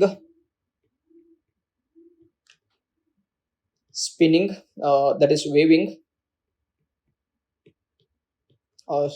spinning we can say, that is spinning and weaving, and dyeing and coloring. Okay, so 5 phase ಒಳಗೆ ಈ ರೀತಿಯಾಗಿದೆ. Okay, so ginning ಅಲ್ಲಿ ಏನ್ ಮಾಡ್ತೀವಿ ನಾವು, ಹತ್ತಿ ಹೂವು ಮತ್ತೆ ಕಾಳನ್ನ ಬೇರ್ಪಡಿಸುವಂತ ಚಟುವಟಿಕೆ ಒಳಗೆ ಬರುತ್ತೆ. And in the carding, okay, ಆ ಹತ್ತಿ ಹೂವು ಏನಿರುತ್ತೆ ಆ ಕಾರ್ಡಿಂಗ್ ಪ್ರೊಸೆಸ್ ಒಳಗೆ ಹೋದಾಗ ಸಮಾನಾಂತರವಾಗಿರೋ ಎಳೆಗಳಂತ ಏನ್ ಹೇಳ್ತೇವೆ ಈ ರೀತಿಯಾಗಿರುವಂತ as if like sheet type ಅನ್ನೋ ರೀತಿ ಒಳಗೆ ಈ ರೀತಿಯಾಗಿರುವಂತ ರಚನೆಯನ್ನ ಮಾಡ್ತಾರೆ. ಇದಾದ್ಮೇಲೆ ದಾರದ ನೂಲ್ ಅಂತ ಏನ್ ಹೇಳ್ತೇವೆ ಇದನ್ನ ಜನರೇಟ್ ಮಾಡ್ತಾರೆ. That is a threading, spinning ಅಂತ ಏನ್ ಹೇಳ್ತೇವೆ ಈ ರೀತಿಯಾಗಿರುವಂತ ರಚನೆ ಒಳಗೆ ಬರುತ್ತೆ. ಸೊ ಆ ಹತ್ತಿ ಹೂವಿಂದ ದಾರದ ಎಳೆಗಳನ್ನ ನಿರ್ಮಾಣ ಮಾಡುವಂತ ಥರ್ಡ್ ಫೇಸ್ ಒಳಗೆ ಇರುತ್ತೆ. ಅಂಡ್ ಫೋರ್ತ್ ಅಲ್ಲೇ ಆ ನೂಲ್ ಏನಿದೆ ಅದನ್ನ ಒಂದಕ್ಕೊಂದು ಸೇರಿಸಿ ನೇಯೋ ಅಂತ ಪ್ರೊಸೆಸ್ ಒಳಗೆ ಹೋಗ್ತೇನೆ. That is waving. ಓಕೆ, ನೇಯೋದು ಅಂತ ಹೇಳ್ತೇವೆ. ಇದಾದ್ಮೇಲೆ ಬಣ್ಣ ಹಾಕೋದು ಅದು ಏನಿದೆ ಬ್ಲೀಚಿಂಗು ಮತ್ತೆ ಡೈಯಿಂಗ್ ಅಂತ ಹೇಳ್ತೇವೆ. ಶುದ್ಧಗೊಳಿಸೋದು ಮತ್ತೆ ಬಣ್ಣಗಳನ್ನ ಅದು ಸೇರಿಸೋದು ಅದು ಏನಿದೆ ಇದು. ಸೊ ಫಸ್ಟ್ ಹೂವು ಆ ಬೀಜಗಳನ್ನ ಏನ್ ಸಪರೇಟ್ ಮಾಡ್ತಿದ್ದೀನಿ ಉಳಿದಿರೋ ಹೂವು ಅಂತ ನಾವು ಕನ್ಸಿಡರ್ ಮಾಡ್ತೀವಿ. ಆ ಹೂವಿಂದ ದಾರ ಅಥವಾ ನೂಲು ಅಲ್ಲಿಂದ ಬಟ್ಟೆ ಅದು ರೆಡಿ ಆಗ್ತಾ ಇದೆ ಅಂತಂದ್ರೆ ಇದರಲ್ಲಿ ಯಾವುದೇ ರೀತಿಯದ್ದು ಮೇಜರ್ ವೇಟ್ ಲಾಸ್ ಆಗೋದೇ ಇಲ್ಲ. ಇವನ್ ಆ ಸೀಡ್ಸ್ ಗಳು ವೇಟ್ ಲಾಸ್ ಆಗುತ್ತಂದ್ರೂ ಸಹ that can be used as ನಾವು ಆಯಿಲ್ ಕೇಕ್ಸ್ ಅಂತ ಹೇಳ್ತೇವೆ, ಹಿಂಡಿ ಅಂತ ಹೇಳ್ತೇವಲ್ಲ, ಇದನ್ನ ಯೂಸ್ ಮಾಡಬಹುದು, ಗೊಬ್ಬರವಾಗಿ ಬಳಸಬಹುದು, ಪಶುಗಳಿಗೆ ಆಹಾರವಾಗಿ ಬಳಸ್ತಾರ ಅದನ್ನ. Okay, and even through that seeds you can produce oil, cotton oil ಅನ್ನ ನೀವು ಪ್ರೊಡ್ಯೂಸ್ ಮಾಡಬಹುದು. So that's even the not wastage ಅಂತ ಅನ್ನೋ ರಚನೆಯಲ್ಲಿ. ಸೊ ಇನ್ ಎನಿ ಕಂಟೆಕ್ಸ್ಟ್ ಆ ಹೂವಿಂದ ಹಿಡಿದು ಬಟ್ಟೆ ರೆಡಿ ಆಗ್ಬೇಕಾದ್ರೂ ಯಾವುದೇ ರೀತಿಯ ಮೇಜರ್ ಬದಲಾವಣೆ ಆಗಲ್ಲ. ಈ ರೀತಿಯ ಕೈಗಾರಿಕೆಗಳು ಎಲ್ಲಿ ಹೆಚ್ಚು ಸ್ಥಾಪನೆ ಆಗಿರುತ್ತೆ ಅಂದ್ರೆ ಎಲ್ಲಿ ಬೇಡಿಕೆ ಹೆಚ್ಚಿರುತ್ತೆ ಆ ವಸ್ತುಗಳಿಗೆ ಅಲ್ಲಿ ಹೆಚ್ಚು ಸ್ಥಾಪನೆ ಇರುತ್ತೆ ಅಂತ ಹೇಳ್ತಾರೆ. ಅದಕ್ಕಿಂತ ಓಕೆ ಮಾರ್ಕೆಟ್ ಓರಿಯೆಂಟೆಡ್ ಇಂಡಸ್ಟ್ರೀಸ್ ಅಂತ ಹೇಳ್ತೇವೆ. ದಟ್ ಈಸ್ ಮಾರುಕಟ್ಟೆ ಆಧಾರಿತ ಕೈಗಾರಿಕೆಗಳು ಅಂತ ಹೇಳ್ತೇವೆ. These are market means they are set up near to the market area so that they can sell their products in a short span of time immediately. Instead of wasting time in the transportation, they try to produce near the market and sell in the earliest time. Second factor, energy sources ಅಂತ ಹೇಳ್ತೇವೆ. Energy sources ಒಳಗೆ ಈಗ ಕೆಲವು ಕೈಗಾರಿಕೆಗಳ ಶಕ್ತಿಯ ಮೂಲ ಇದ್ದಕ್ಕಿದ್ದಂಗೆ ಬೇಕಾಗುತ್ತೆ. ಈಗ ಸೇ ಫಾರ್ ಎಕ್ಸಾಂಪಲ್ ಕಲ್ಲಿದ್ದಲ್ಲ, ಈ ಕಲ್ಲಿದ್ದಲನ್ನ ಐರನ್ ಅಂಡ್ ಸ್ಟೀಲ್ ಇಂಡಸ್ಟ್ರಿ ಒಳಗೆ ಬಳಸ್ತೀನಿ ಅಂತ ತಗೊಳ್ಳ. ಕಬ್ಬಿಣ ಮತ್ತು ಉಕ್ಕಿನ ಕೈಗಾರಿಕೆಗಳಲ್ಲಿ ಓಕೆ ಕಲ್ಲಿದ್ದಲನ್ನ ಬಳಸ್ಬೇಕಂತಂದ್ರೆ ಇದೇನು ಓರ್ ಇದೆಯಲ್ಲ ಕಬ್ಬಿಣದ ಅದಿರನ್ನ ಏನು ಮೊದಲು ಫರ್ನೆಸ್ ಒಳಗೆ ಕಾಯಿಸ್ಬೇಕಾಗತ್ತೆ. We need to heat it up. ಅದಿರನ್ನ ಹಾಕಿ ಒಳಗೆ ಕಾಯಿಸ್ಬೇಕಾಗತ್ತೆ. ಓಕೆ, ಕಾಯಿಸಿದಾಗ ಕಬ್ಬಿಣದ ಅಂಶ ಕರಗಿದಾಗ ಭಾರವಾಗಿರುವಂತ ಕಬ್ಬಿಣ ಕೆಳಗೆ ಬಂದು ಶೇಖರಣೆಗೊಳ್ಳುತ್ತೆ. ಹಗುರವಾದ ಕಲುಷಿತ ವಸ್ತು ಅದು ಏನಿರುತ್ತೆ ಅದು ಮೇಲ್ಭಾಗದ ಒಳಗೆ ಉಳಿಯೋದಕ್ಕೆ ಸ್ಟಾರ್ಟ್ ಆಗುತ್ತೆ. So I can collect it through the separate tap and I can collect this one with the separate tap. So this is the waste and this is the cast iron. ಬೀಡು ಕಬ್ಬಿಣ ಅಂತ ಏನ್ ಹೇಳ್ತೇವೆ ಇದು generate ಆಗುವಂತ ರಚನೆ ಒಳಗೆ ಬರುತ್ತೆ. ಈಗ ಕಾಯಿಸಕ್ಕೆ ನನಗೆ ಕಲ್ಲಿದ್ದಲ ಬೇಕು. ಡೈರೆಕ್ಟ್ ಆಗಿ ಕಲ್ಲಿದ್ದಲು ಏನ್ ಸಿಗ್ತಾ ಇದೆ ನೇಚರ್ ಒಳಗೆ ಕೋಲು ಪ್ರೈಮರಿ ಸೋರ್ಸ್ ಆಗಿ ಯೂಸ್ ಮಾಡ್ತೀನಿ. ಅದನ್ನೇನು ಶುದ್ಧೀಕರಣ ಮಾಡೋದು ಅದು ಅಂತಲ್ಲ, ಡೈರೆಕ್ಟ್ ಆಗಿ ಕಲ್ಲಿದ್ದಲ್ಲ ಬಳಸ್ತೀನಿ. ಅದು ಎಲ್ಲಿ ಎಷ್ಟು ಪಾಸಿಬಲ್ ಇದೆಯೋ ಅಷ್ಟು ಹೀಟ್ ಪ್ರೊಡ್ಯೂಸ್ ಮಾಡೋದು, ಅದ್ರ ಬೇಸಿಸ್ ಮೇಲೆ ಐರನ್ ಅನ್ನ ಮೆಲ್ಟ್ ಮಾಡೋದು. That is the ore, haematite ಇರ್ಲಿ ಮ್ಯಾಗ್ನೆಟೈಟ್ ಇರ್ಲಿ, ಇದನ್ನ ಮೆಲ್ಟ್ ಮಾಡಿ ಕಬ್ಬಿಣವನ್ನ ಸಪರೇಟ್ ಮಾಡ್ತೇವೆ. ಉಳಿದಿರೋದು ಇಂಪ್ಯೂರಿಟೀಸ್ ಅನ್ನ ತೆಗೆದ್ ಬಿಡ್ತಾರೆ. ಓಕೆ, ಸೊ ಈ ಪ್ರೊಸೆಸ್ ಒಳಗೆ ಕಲ್ಲಿದ್ದಲ್ ಅಂತ ನಾವು ನೋಡ್ತೇವೆ. ಕಲ್ಲಿದ್ದಲು ಸಹ ಕಚ್ಚಾ ವಸ್ತುವಲ್ಲಿ ನಾವು ನೋಡಿದಾಗ ಇದು ತೂಕ ಕಳೆದುಕೊಳ್ಳೋ ಕಚ್ಚಾ ವಸ್ತು ರಚನೆಯಲ್ಲೇ ಬರುತ್ತೆ. Okay, so it is weight losing raw material. So ಈ ಕಂಟೆಕ್ಸ್ಟ್ ಅಲ್ಲಿ ಕಲ್ಲಿದ್ದಲು ಎಲ್ಲಿರುತ್ತೆ ಅಲ್ಲೇನೆ ಕೈಗಾರಿಕೆಗಳು ಬಂದಿತ್ತಂದ್ರೆ that is better. You can say Jharkhand ಅಲ್ಲಿ ನಾವು ನೋಡಿದ್ವತ್ತಂದ್ರೆ major iron and steel industries ಗಳು ಬರುತ್ತೆ, ಕಬ್ಬಿಣ ಮತ್ತು ಉಕ್ಕಿನ ಕೈಗಾರಿಕೆಗಳು ಬರುತ್ತೆ. ರೀಸನ್ ಬೀಯಿಂಗ್ ವೆರಿ ಕ್ಲಿಯರ್, ಇಲ್ಲಿ ಕಬ್ಬಿಣದ ಅದಿರುನು ಹೆಚ್ಚಿದೆ ಪ್ಲಸ್ ಕಲ್ಲಿದ್ದಲ್ಲೂ ಹೆಚ್ಚಿದೆ. So the industry can be set very clearly. ಈಗ ಕರ್ನಾಟಕದಲ್ಲಿ ನಾವು ನೋಡಿದ್ವತ್ತಂದ್ರೆ the best quality iron ore magnetite grade ಇದೆ. But in Karnataka, the iron and steel industries are not majorly developed. Reason mainly being, it is clear that we do not have any major coal reserves. ಕಲ್ಲಿದ್ದಲದ ನಿಕ್ಷೇಪಗಳ ಕಲ್ಲಿದ್ದಲ ರಚನೆ ಏನಿದೆ ಕರ್ನಾಟಕದ ಒಳಗೆ ಇಲ್ಲ. ಸೊ ನಾವು ನಮ್ಮಲ್ಲಿ iron and steel industry run ಆಗ್ಬೇಕಂತಂದ್ರೆ ಇದರ್ ಪೆಟ್ರೋಲಿಯಂ ಪ್ರಾಡಕ್ಟ್ಸ್ ಗಳನ್ನ ಯೂಸ್ ಮಾಡಬೇಕು. ಈಗ ಡೀಸೆಲ್ ಫರ್ನೆಸ್ ಗಳನ್ನ ಅದು ಯೂಸ್ ಮಾಡಬೇಕು, ಇಲ್ಲತ್ತಂದ್ರೆ ಎಲೆಕ್ಟ್ರಿಸಿಟಿಯನ್ನ ಯೂಸ್ ಮಾಡ್ಬೇಕಾಗತ್ತೆ. ಫರ್ನೆಸ್ ಅಲ್ಲಿ ಶಾಖದಿಂದ ಎಲೆಕ್ಟ್ರಿಕ್ ಕಾಯಿಲ್ಸ್ ಗಳು ಯೂಸ್ ಮಾಡ್ಕೊಂಡು ಹೀಟ್ ಪ್ರೊಡ್ಯೂಸ್ ಮಾಡಿ ಅದರಿಂದ ಇಂಡಸ್ಟ್ರಿಯನ್ನ ರನ್ ಮಾಡ್ಬೇಕಾಗತ್ತೆ. ಸೊ ಅದಕ್ಕೆ though we had good quality iron ore, ಕರ್ನಾಟಕದೊಳಗೆ ಐರನ್ ಅಂಡ್ ಸ್ಟೀಲ್ ಇಂಡಸ್ಟ್ರೀಸ್ ಬೇಗನೆ ಅಭಿವೃದ್ಧಿ ಹೊಂದಲಿಲ್ಲ, ಹೆಚ್ಚು ಪ್ರಮಾಣದೊಳಗೆ ಅಭಿವೃದ್ಧಿ ಹೊಂದಿಲ್ಲ. ಈಗ ಛತ್ತೀಸ್ಗಢ, ಜಾರ್ಖಂಡ್, ವೆಸ್ಟ್ ಬೆಂಗಾಲ್, ಒರಿಸ್ಸಾದೊಳಗೆ ಹೆಂಗೆ ಐರನ್ ಅಂಡ್ ಸ್ಟೀಲ್ ಇಂಡಸ್ಟ್ರೀಸ್ ಗಳು ಜನರೇಟ್ ಅದು ಅದೇ ರೀತಿ ಒಳಗೆ ನಮ್ಮಲ್ಲಿ ಆಗಿಲ್ಲ. That is regarding the energy source ಏನಿತ್ತು ಶಾರ್ಟೇಜ್ ಇತ್ತು ನಮಗೆ. ಅಂಡ್ ಸೆಕೆಂಡರಿ ಆಕ್ಟಿವಿಟೀಸ್ ಅಂತಂದಾಗ that is what he are mentioning about electricity. Cotton industries ಅದು ರನ್ ಆಗ್ಬೇಕಾದ್ರೆ we need majorly it as electricity as the energy source. ಅದರಲ್ಲೂ aluminium industries ಅಂತ ನಾವು ನೋಡಿವತ್ತಂದ್ರೆ ಇಟ್ ನೀಡ್ ನಿಯರೆಸ್ಟ್ ಅಲ್ಲಿ ನಾವು ನೋಡಿವತ್ತಂದ್ರೆ ವಿ ನೀಡ್ ಎಲೆಕ್ಟ್ರಿಸಿಟಿ ಪಾಯಿಂಟ್ಸ್ ಅಂತ ಹೇಳ್ತೇವೆ. Reason being clear, aluminium melt ಆಗ್ಬೇಕಾದ್ರೆ ಅಂದ್ರೆ ದಟ್ ಇಸ್ ಬಾಕ್ಸೈಟ್ ಮೆಲ್ಟ್ ಆಗಿ ಅಲ್ಯೂಮಿನಿಯಂ ಆಗಿ ಸಪರೇಟ್ ಆಗ್ಬೇಕಂತಂದ್ರೆ ಅರೌಂಡ್ 700 ಡಿಗ್ರಿ ಸೆಲ್ಸಿಯಸ್ ಟೆಂಪರೇಚರ್ ಬೇಕಾಗುತ್ತೆ. ಇಷ್ಟು ಟೆಂಪರೇಚರ್ ಅನ್ನ ಕೋಲ್ ಕಲ್ಲಿದ್ದಲು ಪ್ರೊಡ್ಯೂಸ್ ಮಾಡಕ್ಕಾಗಲ್ಲ. So we need electric furnace.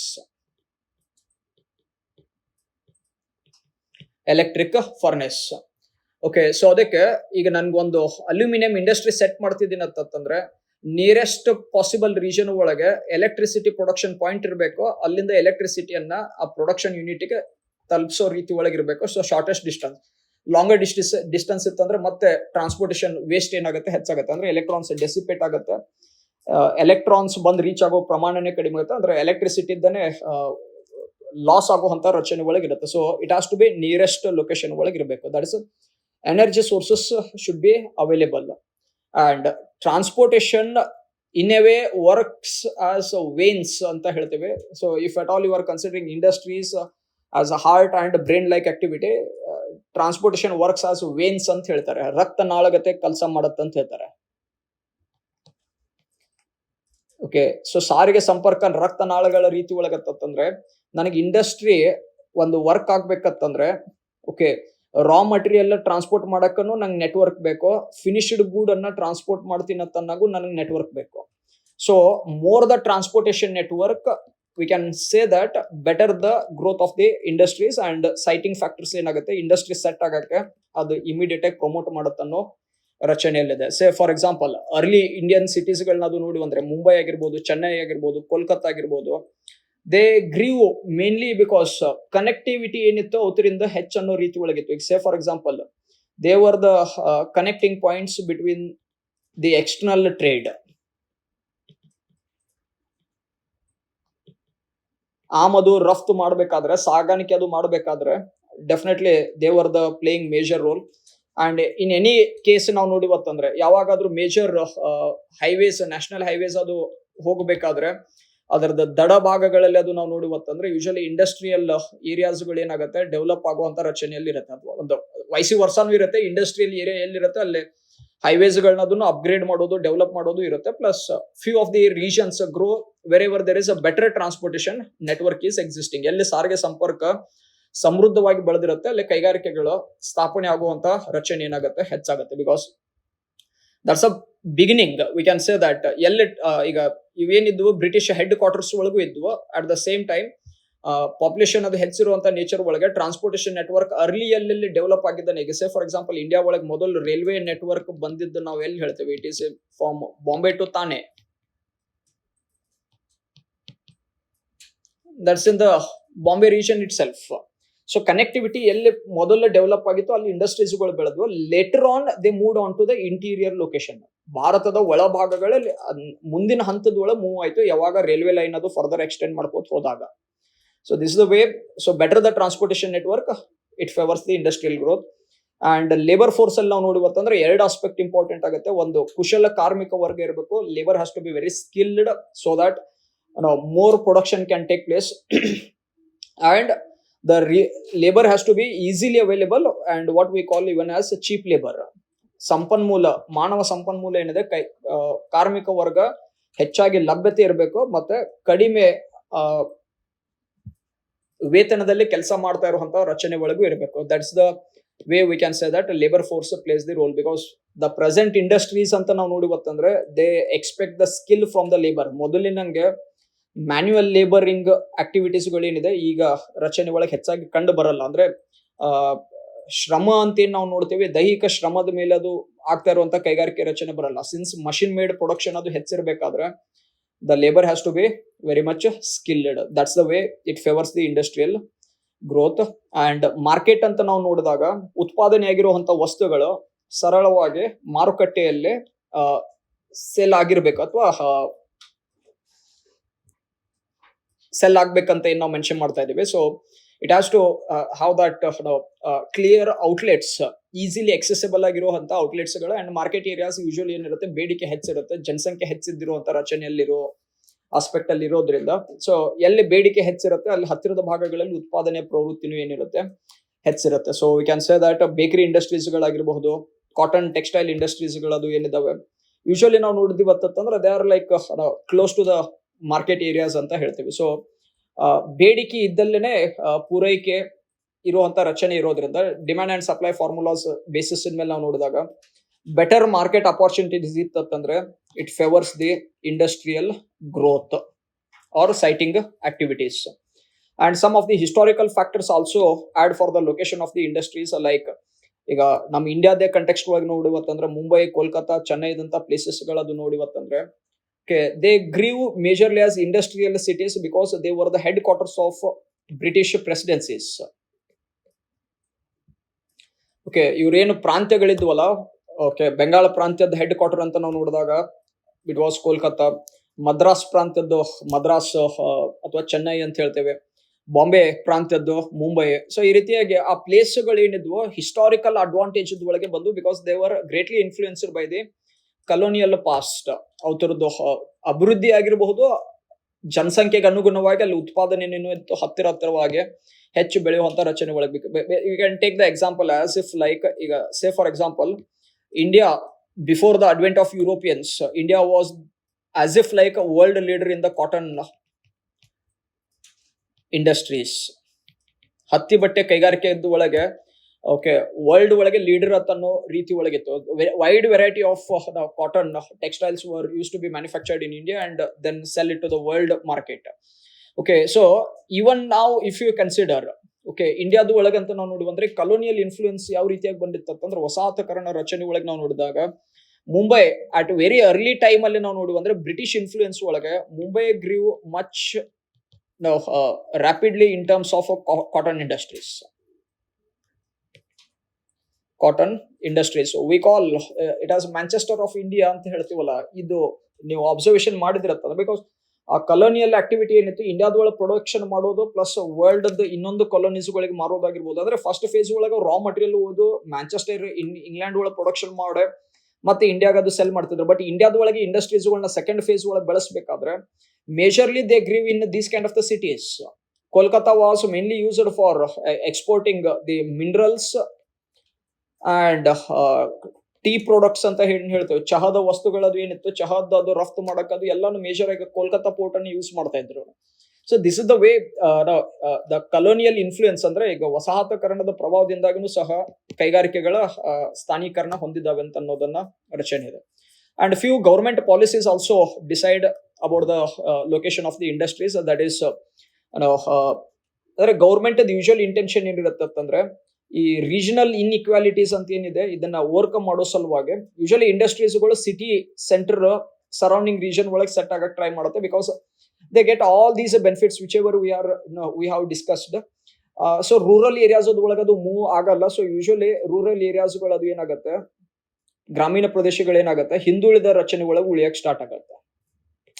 And city starts economically growing. Socio economic activities ಅಂತ ನಾವು ನೋಡಿದ್ವಿ ಅಂತಂದ್ರೆ ಸಾಮಾಜಿಕ ಮತ್ತು ಆರ್ಥಿಕ ಚಟುವಟಿಕೆಗಳ ನಗರ ಪ್ರದೇಶಗಳಲ್ಲೇ ಹೆಚ್ಚು ಅಭಿವೃದ್ಧಿ ಹೊಂದುವಂತ ರಚನೆಗಳು ಬರುತ್ತೆ. ಸೊ ಇವು ಬ್ಯಾಕ್ವರ್ಡ್ ಏರಿಯಾಸ್ಗಳು ಹಂಗೆ ಉಳುಕ್ತಾ ಹೋಯ್ತಂದ್ರೆ ಇಟ್ ಈಸ್ ಇನ್ಇಕ್ವಾಲಿಟೀಸ್ ಅಂತ ಹೇಳ್ತೆ, ಅಸಮಾನತೆ ಏನಾಗುತ್ತೆ ಹೆಚ್ಚಾಗ್ತಾ ಹೋಗುತ್ತೆ. ಸೊ ಗೌರ್ಮೆಂಟ್ ಕೆಲವು ಸತಿ ಏನು ರೂಲ್ಸ್ ಡಿಸೈಡ್ ಮಾಡುತ್ತಂದ್ರೆ make sure that you are making a law that industry has to be set in the rural area it self.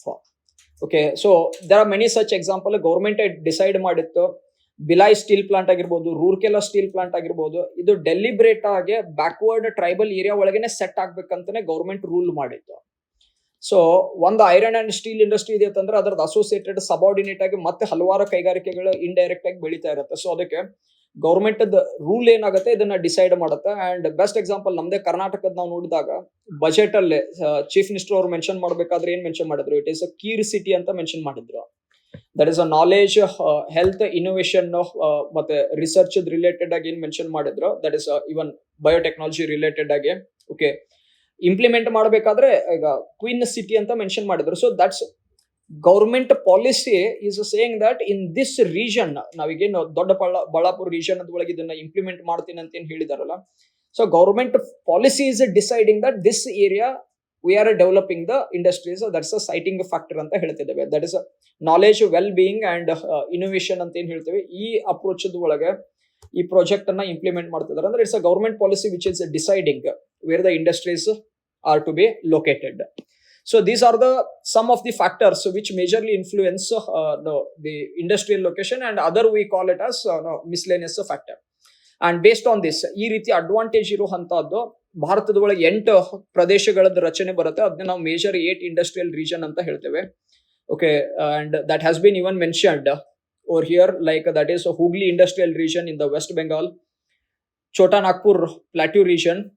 I am just mentioning, number wise chronologically ಹೋಗ್ತಾ ಇಲ್ಲ, just ಅವು 8 ಏರಿಯಾದ ಬಗ್ಗೆ mention ಮಾಡ್ತಾ ಇದ್ದೇನೆ.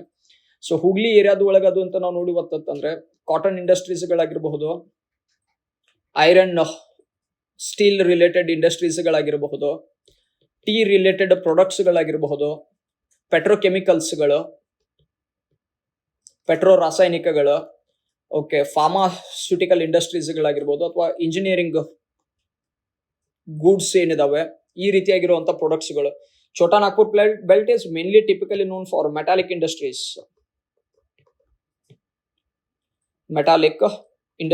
Integrated iron and steel plants, 6 major integrated iron and steel plants are within Chota Nagpur Plateau region itself. Okay, so ಪ್ರಮುಖವಾಗಿ ಅದರದ ಪ್ರಾಮುಖ್ಯತೆ ಅಂತಂದ್ರೆ ಖನಿಜ ಸಂಪನ್ಮೂಲ ಹೇರಳವಾಗಿರುವಂತಹ ಪ್ರದೇಶ ಪ್ಲಸ್ ಕಲ್ಲಿದ್ದಲು ಹೆಚ್ಚಿರುವಂತಹ ಪ್ರದೇಶ ಇರೋದ್ರಿಂದ ಲೋಹ ಆಧಾರಿತ ಕೈಗಾರಿಕೆಗಳು ಏನಿದಾವೆ ಹೆಚ್ಚಿನ ಪ್ರಮಾಣದ ಒಳಗಿದಾವೆ. ಈ ಡೆಲ್ಲಿ, ಗುರುಗ್ರಾಮ್, ಮೀರತ್ ರೀಜನ್ ಅಂತ ಏನ್ ಹೇಳ್ತೇವೆ, this is one industrial area. ಇಲ್ಲಿ ಮಿನರಲ್ ರಿಸೋರ್ಸಸ್ ಗಳದು ಇಲ್ಲ, ಬಟ್ ಈ ಏರಿಯಾ ಅಂತ ನಾವು ನೋಡಿವತ್ತಂದ್ರೆ here the population is much higher, ಜನಸಂಖ್ಯೆ ಹೆಚ್ಚಿದೆ. ಓಕೆ, ಸೊ ಅದಕ್ಕೆ ಲೈಟ್ ಇಂಜಿನಿಯರಿಂಗ್ ಗೂಡ್ಸ್ ಏನಿದಾವೆ ಇಂಥದ್ದು. Okay, and to extent cotton industries ಆಗಿರಬಹುದು, ಗ್ಲಾಸ್ ಇಂಡಸ್ಟ್ರೀಸ್, ಲೆದರ್ ಇಂಡಸ್ಟ್ರೀಸ್, ಚರ್ಮದ ಕೈಗಾರಿಕೆಗಳು ಅದು ಏನಿದಾವೆ ಇಂಥದ್ದು ಹೆಚ್ಚಾಗಿ ಯಾವ ರೀತಿಯಾಗಿ ಬರುತ್ತೆ, ದಿನ ಬಳಕೆದ ವಸ್ತುಗಳು ಅದು ಏನಿದಾವೆ ಇಂಥದ್ರದ್ದು ಇನ್ಫ್ಲೂಯೆನ್ಸ್ ಒಳಗೆ ಹೆಚ್ಚಾಗಿ ಬರುತ್ತೆ. Can say pharmaceutical industries like these kind of the thing. And Gujarat region ಏನಿದೆ, ಇದು ಅಹಮದಾಬಾದ್ ರೀಜನ್ ಏನಿದೆ, ಇದು ಒಂದು ಇಂಡಸ್ಟ್ರಿಯಲ್ ರೀಜನ್ ಒಳಗೆ ಬರುತ್ತೆ. ಪೆಟ್ರೋಕೆಮಿಕಲ್ ಇಂಡಸ್ಟ್ರೀಸ್ಗಳು ಅದು ಆಗಿರ್ಬೋದು, ಬಿಕಾಸ್ ಹಿಯರ್ ದ ಕೋಲ್ reserve is much lesser. So but the crude oil influence ಅದು ಏನಿದೆ, ಇದು ಇಂಜಿನಿಯರಿಂಗ್ ಗೂಡ್ಸ್ ರಿಲೆವೆನ್ಸ್ ಹೆಚ್ಚಿರುವಂತ ಭಾಗ ಆಗಿರ್ಬೋದು. Okay, and majorly V can say that export import, ಯಾಕಂದ್ರೆ ಗಲ್ಫ್ ಕಂಟ್ರೀಸ್ ಇಂದ ಕ್ರೂಡ್ ಆಯಿಲ್ ಅದು ನಾವು ಇಂಪೋರ್ಟ್ ಮಾಡಬೇಕಾದ್ರೆ ಮೇಜರ್ ಆಗಿ ಪೆಟ್ರೋಕೆಮಿಕಲ್ ರಿಫೈನರೀಸ್ ಅದು ನಾವು ನೋಡುವತ್ತಂದ್ರೆ it is in the Gujarat itself, that is Jamnagar. Reliance industries Jamnagar ನಾವು ನೋಡುವಂದ್ರೆ ಇಂಡಿಯಾಸ್ ಲಾರ್ಜೆಸ್ಟ್ ಪೆಟ್ರೋಲಿಯಂ ರಿಫೈನರಿ ಅಂತ ಹೇಳ್ತೇವೆ. And Mumbai Pune industrial region in the Maharashtra area, and that is a Bangalore Chennai region, one industrial area. Kollam Tirunanthapuram Kerala irodu one industrial region, and Visakhapatnam Guntur region ಏನಿದೆ ಇದು ಒಂದು industrial area.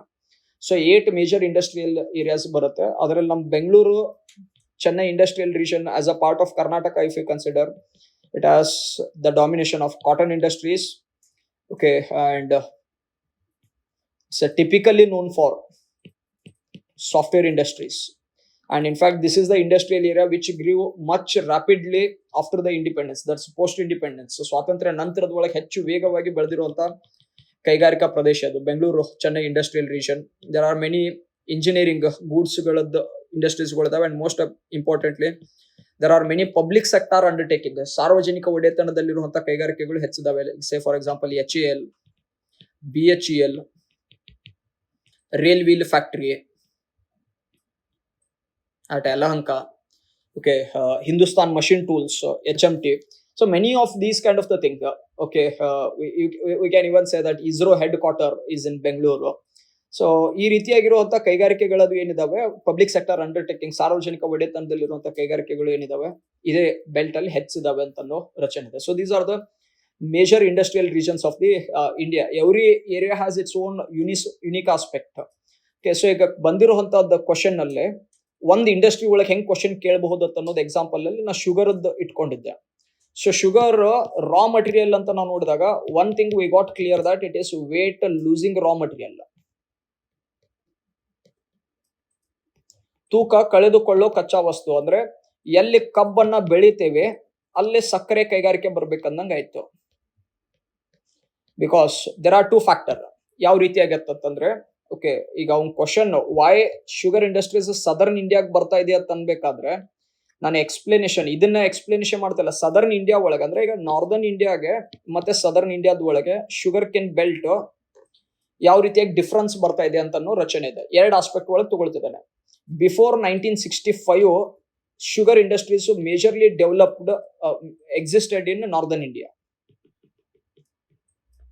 1965ಕ್ಕಿಂತ ಮುಂಚೆ ನಾವು ನೋಡಿವತ್ತಂದ್ರೆ ಉತ್ತರ ಭಾರತದಲ್ಲೇ ಸಕ್ಕರೆ ಕೈಗಾರಿಕೆಗಳು ಹೆಚ್ಚಿದ್ವು. Say for example back in 1965 ನಾವು ನೋಡಿದಾಗ there were somewhere 205 sugar industries in India all together. ಸಕ್ಕರೆ ಕೈಗಾರಿಕೆಗಳು ಸುಮಾರು 205 ಇದ್ವು ಅಂತ ಹೇಳ್ತಾರೆ. ಇದರಲ್ಲಿ 74 ಉತ್ತರ ಪ್ರದೇಶದಲ್ಲಿ ಇದ್ವು, ಸುಮಾರು 30 ಬಿಹಾರಲ್ಲಿ ಇದ್ವು. ಸೊ ಎರಡು ರಾಜ್ಯಗಳ ಭಾರತ ಸಕ್ಕರೆ ಕೈಗಾರಿಕೆಗಳದ್ದು 50% ಅನ್ನ ತಗೊಂಡ್ಬಿಡ್ತಾ ಇದ್ವು. ಉಳಿದಿರೋ ರಾಜ್ಯಗಳದ್ದು ಸೇರ್ಕೊಂಡು ಈಗ ಮಹಾರಾಷ್ಟ್ರ, ಕರ್ನಾಟಕ, ತಮಿಳುನಾಡು, ಆಂಧ್ರ ಪ್ರದೇಶ ಹಿಂಗೆಲ್ಲಾ ಸೇರ್ಕೊಂಡು ಉಳಿದಿದ್ದ 50% ಬರ್ತಾ ಇತ್ತು. ಬಟ್ ನಾವು if you consider that is 2024 and 25 data consider ಮಾಡಿವತ್ತಂದ್ರೆ now there are more than 500 sugar industries. Okay, 525 sugar industries ಒಳಗೆ more than 50% of the sugar industries are located now in southern India.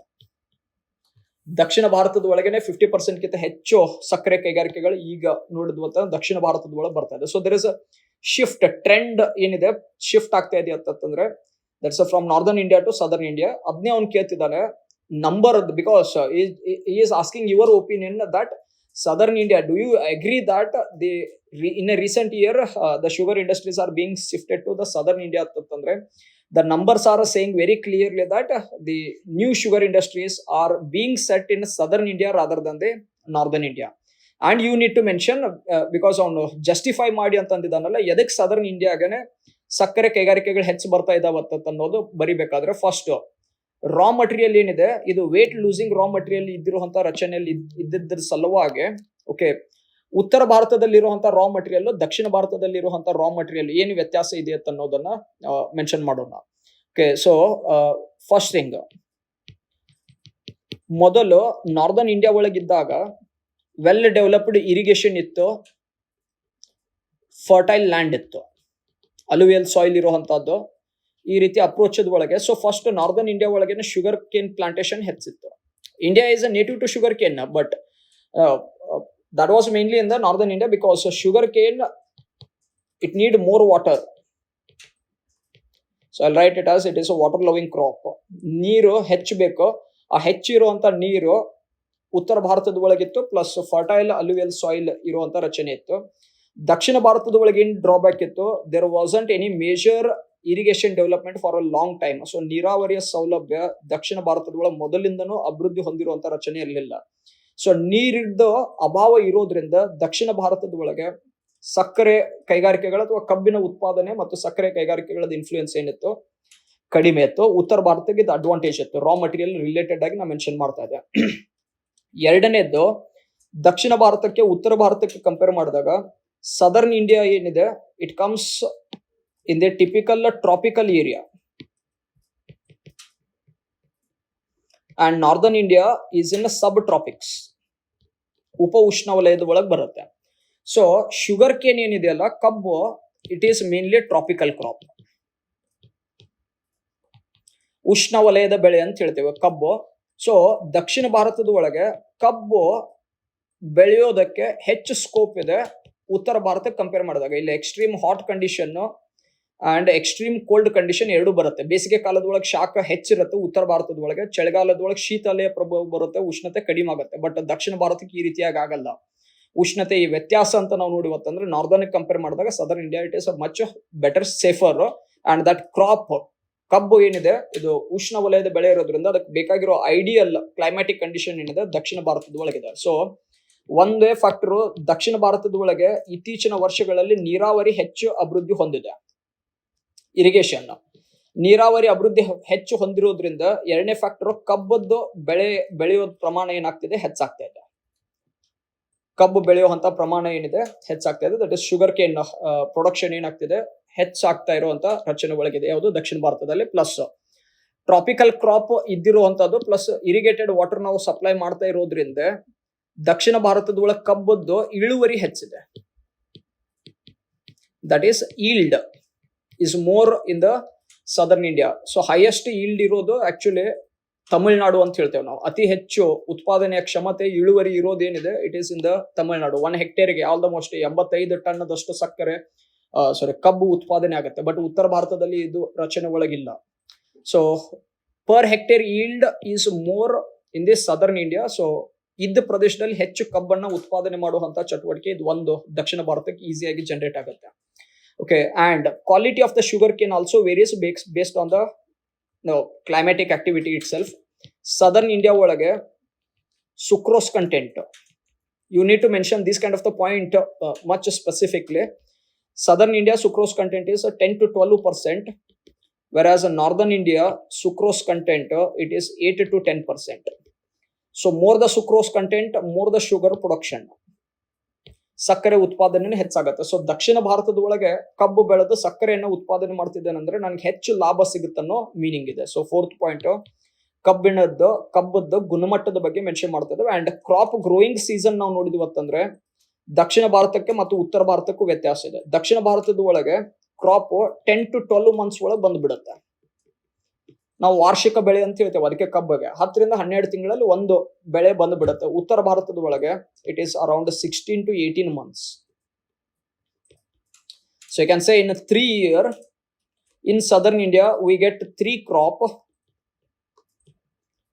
and in northern India we get only 2 crops.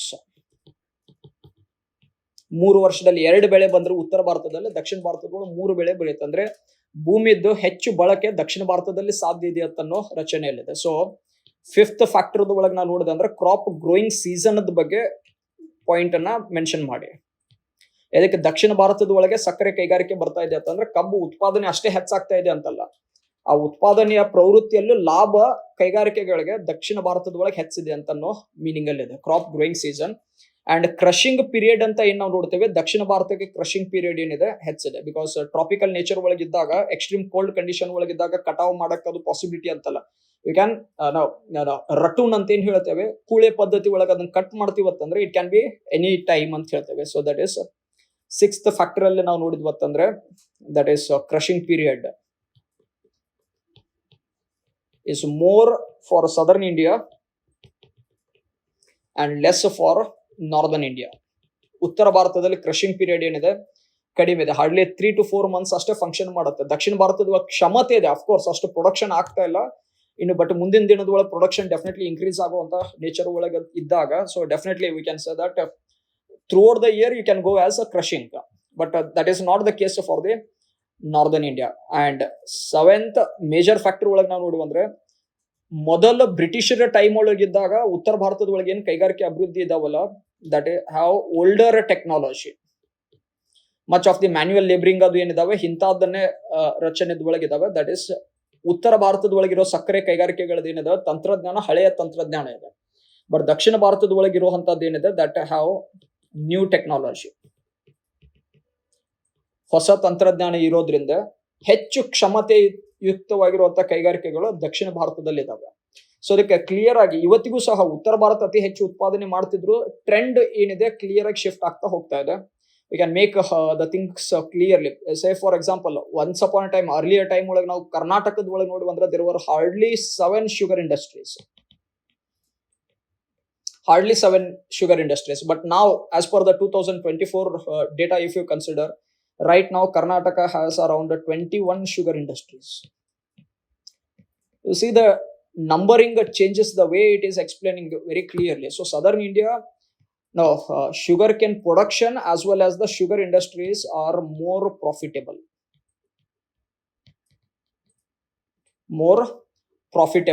See, because Uttar Pradesh ಒಳಗೆ ಅದು ಏನಿತ್ತು ಮೊದಲು labour force availability ಅದು ಹೆಚ್ಚಿತ್ತು, sugar ಇಂಡಸ್ಟ್ರೀಸ್ಗಳದು ಹೆಚ್ಚು ಬಂತು. But ಈಗ ದಕ್ಷಿಣ ಭಾರತದ ಒಳಗೆ ಲೇಬರ್ ಫೋರ್ಸ್ ಅವೈಲೇಬಿಲಿಟಿ ಅಷ್ಟೇ ಅಂತಲ್ಲ, ಸ್ಕಿಲ್ ಲೇಬರ್ ಇದೆ, ಮಷಿನ್ ಥ್ರೂ ಪ್ರೊಡಕ್ಷನ್ ಹೆಚ್ಚಾಗ್ತಾ ಇದೆ ಅಂತಂದ್ರೆ we can easily manage through the skill labour. And market activities ಅಲ್ಲಿ ನಾವು ನೋಡಿದಾಗ ಮಾರುಕಟ್ಟೆಗೆ ಸಂಬಂಧಪಟ್ಟಾಗ ಬಂಡವಾಳ ಹೂಡಿಕೆ ಅದು ಏನ್ ನಾವು ನೋಡ್ತೇವೆ, ಕೋಆಪರೇಟಿವ್ ಸೊಸೈಟೀಸ್ ಅದು ಏನಿದಾವೆ ಇದರಿಂದ ಕ್ಯಾಪಿಟಲ್ ಇನ್ವೆಸ್ಟ್ಮೆಂಟ್ ಪಾಸಿಬಲ್ ಆಯ್ತು. ಬಂಡವಾಳ ಹೂಡಿಕೆ that is through cooperative societies. ರೈತರು ತಾವಾಗೇನೆ ಸೇರ್ಕೊಂಡು ಹಣ ಹೂಡಿಕೆ ಮಾಡಿ ಕೈಗಾರಿಕೆಗಳನ್ನ ಸೆಟ್ ಮಾಡೋದು. ರಿಚ್ ಬಿಸ್ನೆಸ್ ಮನ್ಸ್ಗಳ ಬೇಕನ್ನುವಂತ ಸಿಚುವೇಶನ್ ಅಂತೂ ಬರಲೇ ಇಲ್ಲ. So they could start their own sugar industries and move accordingly. And market ಅಂತ ನಾವು ಕನ್ಸಿಡರ್ ಮಾಡಿದ್ರೆ ಡೆಫಿನೆಟ್ಲಿ ಈಗ ಇಂಡಿಯಾ ನಾವು ಕನ್ಸಿಡರ್ ಮಾಡಿವಿ ಅಂದ್ರೆ after consuming within India we are even exporting sugar. ನಾವು ಸಕ್ಕರೆಯನ್ನ ರಫ್ತು ಮಾಡ್ತಾ ಇದ್ದೇವೆ ಅಂತಂದ್ರೆ that is clearly indicating that we have that clear exposure to the market. So we can produce more and sell in the world market. And market related ಆಗೇನೆ answer ಬರಿಬೇಕಾದ್ರೆ ಇನ್ನೊಂದು word add ಮಾಡಿ, that is nowadays sugar industries ಇಂದ ನಾವು ನೋಡಿ ಬಂದ್ರೆ with the use of molasses we can even produce alcoholic beverages ಗಳಾಗಿರ್ಬೋದು. At the same time ನಾವು we are mentioning that ethanol blending ಏನಿದೆ ಇದನ್ನ ಪ್ರೊಡ್ಯೂಸ್ ಮಾಡಬಹುದು. ಸೊ ಇಥನಾಲ್ ಪ್ರೊಡಕ್ಷನ್ ಏನಿದೆ ಇದಕ್ಕೂ ಸಹ ಮಾರುಕಟ್ಟೆ ಒಳಗೆ ಈಗ ಬೇಡಿಕೆ ಇದೆ. Because government it self has made that rule 80-20 ಅಂತ ಏನ್ ಹೇಳ್ತೇವೆ. ಸೊ ಪೆಟ್ರೋಲ್ ಒಳಗೆ 20% ಇಥನಾಲ್ ಬ್ಲೆಂಡಿಂಗ್ ಏನಿದೆ ಮ್ಯಾಂಡೇಟರಿ ಮಾಡಿರೋದ್ರಿಂದ ಸಕ್ಕರೆ ಕೈಗಾರಿಕೆಗಳ ಸಕ್ಕರೆ ಉತ್ಪಾದನೆ ಆದ್ಮೇಲೆ ಏನ್ ಮೊಲಾಸಸ್ ಉಳಿಯುತ್ತೋ ಅದರಿಂದನೂ ಸಹ ಇಥನಾಲ್ ಅನ್ನ ಪ್ರೊಡ್ಯೂಸ್ ಮಾಡಿ ಸಹ ಇಲ್ಲಿಂದ ಮತ್ತೆ ಲಾಭ ತಕ್ಕೋಬಹುದು. ಸೊ ಎಷ್ಟು ಸುಕ್ರೋಸ್ ಕಂಟೆಂಟ್ ಇರುತ್ತೆ ಅಷ್ಟು ಇಥನಾಲ್ ಪ್ರೊಡಕ್ಷನ್ ಹೆಚ್ಚಾಗುತ್ತೆ. ಸೊ ಅದಕ್ಕೆ ದಕ್ಷಿಣ ಭಾರತದ ಒಳಗೆ ಸಕ್ಕರೆ ಅಂಶ ಹೆಚ್ಚಿರೋದ್ರಿಂದ ಇಲ್ಲಿರೋ ಕೈಗಾರಿಕೆಗಳ ಸಕ್ಕರೆ ಉತ್ಪಾದನೆ ಜೊತೆಗೆ ಇನ್ನಿತರ ಉಪ ಉತ್ಪನ್ನಗಳೇನಿದಾವೆ ಇದರಿಂದನೂ ಸಹ ಲಾಭ ಸಿಗುವಂತ ರಚನೆ ಹೆಚ್ಚಿದೆ. ಅದಕ್ಕೆ ಟ್ರೆಂಡ್ ಕ್ಲಿಯರ್ ಆಗಿ ಎಕ್ಸ್ಪ್ಲೇನ್ ಮಾಡ್ತಾ ಇದೆ.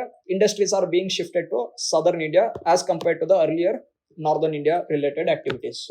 So this is the way you can mention your answer with respect to specifically sugar industries, and based on the numbers we can clearly specify that in the recent year the trends has been shifted towards southern India. That's where we are finding it as more sugar industries ಅಂತ ಹೇಳಿ ಈ ರೀತಿಯಾಗಿ ನಿಮ್ಮ answer ಅನ್ನ ನೀವು conclude ಮಾಡಬಹುದು.